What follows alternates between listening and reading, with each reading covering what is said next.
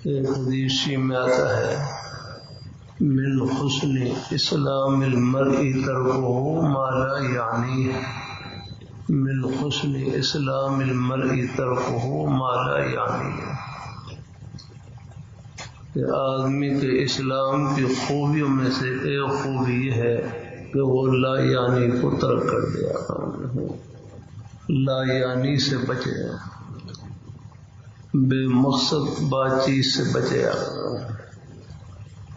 تبلیغ دین میں امام غزالی رحمۃ اللہ علیہ اخلاق کے مذمومہ، برے اخلاق جن سے دل کو پاک اور صاف کرنا ضروری ہے،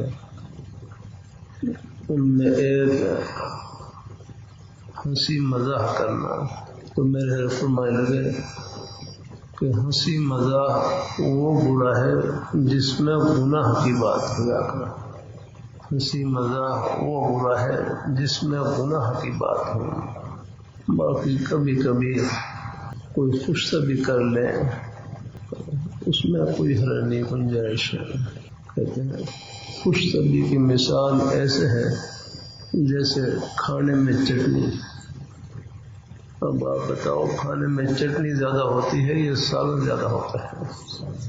سالن ہی زیادہ ہوتا ہے، اور کبھی کبھی ذائقہ بدلنے کے لیے چٹنی کے ایک دو لقمے بھی لگا لیتے ہیں ساتھ تاکہ ذائقہ بدل جائے۔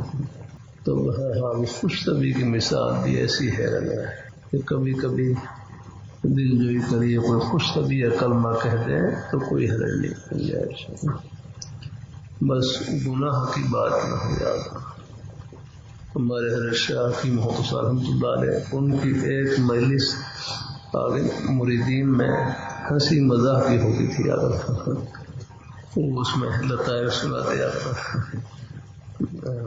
میں لگے تو میں خوب ہنسو لیکن کسی کی غیبت نہ کرو، بس یہ کہا کہ ہم گناہ کی بات کروں۔